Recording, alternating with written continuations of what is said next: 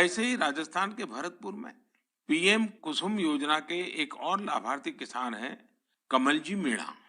कमल जी ने खेत में सोलर पंप लगाया, जिससे उनकी लागत कम हो गई है।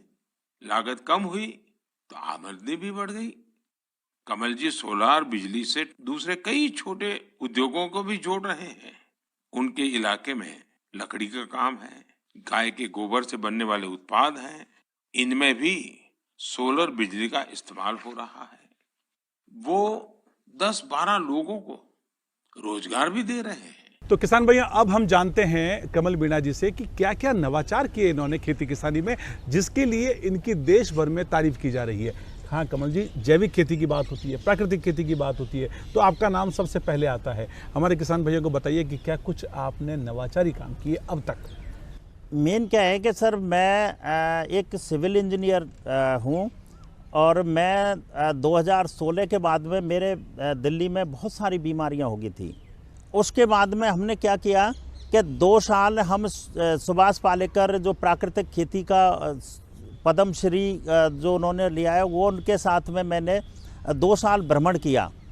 और जो गाय पालन है उसमें उन्होंने रमेश रुपए लिया है गिर गो जतन संस्थान से, तो वहाँ भी मैं 15-20 दिन रह के आया।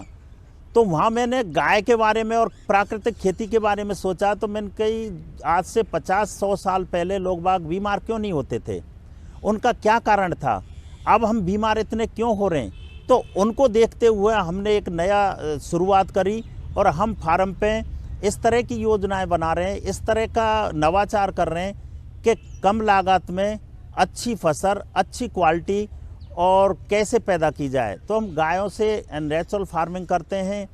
मैंने मेरे खेत पर अमरूद लगा रखे हैं, बेर लगा रखे हैं, जामुन है, खजूर है, संतरा है, चीकू है, नींबू हैं, और मतलब मैंने कम से कम 70-80 तरह की वैरायटियां लगा रखी हैं। और मेन ब्लैक गेहूँ, बंसी गेहूँ और ये चीज़ें मैं करता हूँ। और गाय के घी, दूध, ये सारी चीज़ें हम निकालते हैं।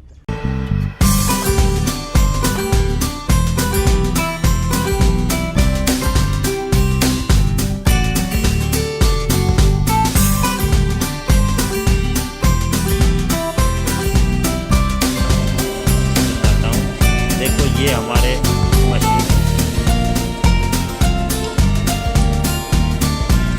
ये गाय का गोबर है और इससे हम वो बनाएंगे।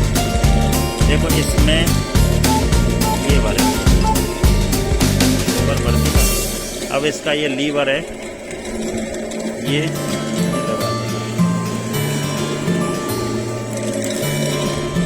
इसको साफ कर देंगे, नीचे से लीवर उठा देंगे।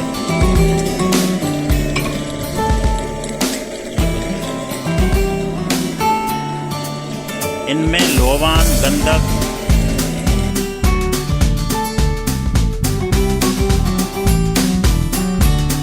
देसी गाय का गौमूत्र 10 किलो, देसी गाय का गोबर 10 किलो, 1 किलो गुड़, 1 किलो बेसन और बर पीपर के पेड़ की मिट्टी, इनको हम मिक्स करके ही वो डालेंगे। अच्छा, आपने इसकी विधि लिख रखी है? हाँ, कि कैसे क्या बनाते हैं, तो उसी ये नीमास्त्र है। हम अगर हमारे उसमें कोई जीवाणु वो बीमारियां आ गई या कीटाणु आ गए, तो उनके लिए हम दवाई बनाते हैं नीम से, गौमूत्र से और गोबर से। उनसे ये हमारा वो हो जाता है।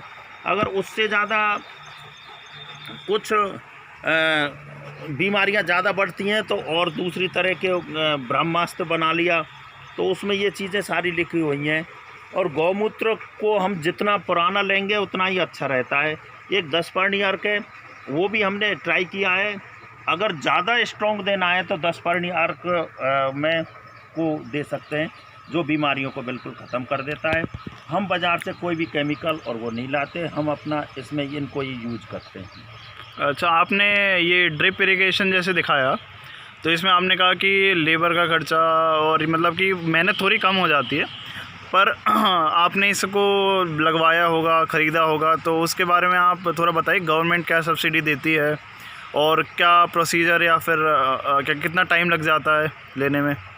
देखो, इसके लिए हॉर्टिकल्चर डिपार्टमेंट है। मैंने भरतपुर हॉर्टिकल्चर डिपार्टमेंट से संपर्क किया तो उन्होंने मेरे लिए ड्रिप सिस्टम लगवाया, फव्वारा लगवाया, सोलर सिस्टम लगवाया और ये अमरूद के पेड़ और वो सारे उपलब्ध कराए, बेरिया उपलब्ध कराई। तो ये सारा हॉर्टिकल्चर डिपार्टमेंट और एक आत्मा और डिपार्टमेंट है जो इन चीज़ों की ट्रेनिंग देता है। तो उन्होंने मेरे को कई बार जगह जगह ट्रेनिंग के लिए भी भेजा। तो